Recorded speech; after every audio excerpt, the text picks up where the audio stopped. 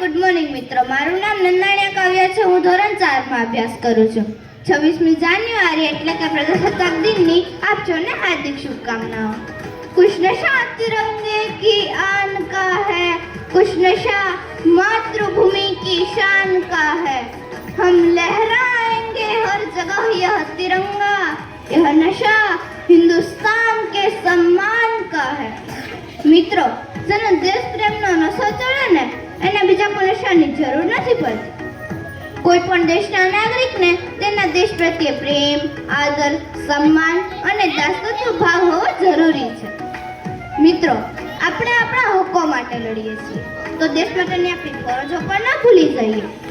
દર વર્ષે આપણે સ્વતંત્રતા પર્વ અને પ્રજાસત્તાક પર્વ ઉજવીએ છીએ.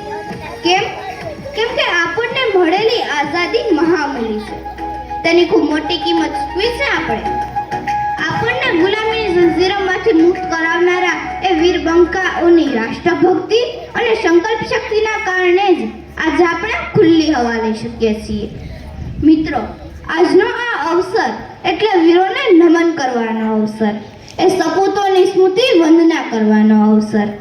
આઝાદી મળ્યા પછી દેશની સુરક્ષા કાજે પોતાનું સમગ્ર જીવન ભારતીયોના ચરણોમાં અર્પણ કર્યું છે એવી સૈનિકોને સલામ કરવાનો અવસર. દેશની સુરક્ષા કાજે મન મૂકીને લડનાર એ સુરત સૈનિકો જ્યારે આપણી સામેથી પસાર થાય ને ત્યારે તેને જય હિન્દ જરૂર કહેશો. તેમના માટે આપણું આ જય હિન્દ ભારત રત્નથી પણ મોટું ઇનામ હશે. मैं भारतवर्ष का हरदम अमित सम्मान करती हूँ, यहाँ की चांदनी मिट्टी का ही गुणगान करती हूँ. मुझे चिंता नहीं है स्वर्ग जाकर मोक्ष पाने की, मुझे चिंता नहीं है स्वर्ग जाकर मोक्ष पाने की, तिरंगा हो कफन मेरा बस यही अरमान रखती हूँ. મિત્રો, હવે વાત આવે આપણી કે આપણે આપણા દેશ માટે શું કરીશું. તો ભારતના સંતાન તરીકે આપણે રાષ્ટ્રીય સંપત્તિને નુકસાન ન પહોંચાડીએ, અન્ન અને જળનો બગાડ ન કરીએ, વીજળીનો બચાવ કરીએ, સ્વચ્છતા રાખીએ, એ પણ રાષ્ટ્રભક્તિ છે. ભારતને વિશ્વગુરુ બનાવવા માટે આપણે શિક્ષિત અને સંગઠિત બનવું પડશે. શિક્ષણ અને જ્ઞાન દ્વારા જ આપણે ભારતને ઉચ્ચ સ્તર પર પહોંચાડી શકીશું.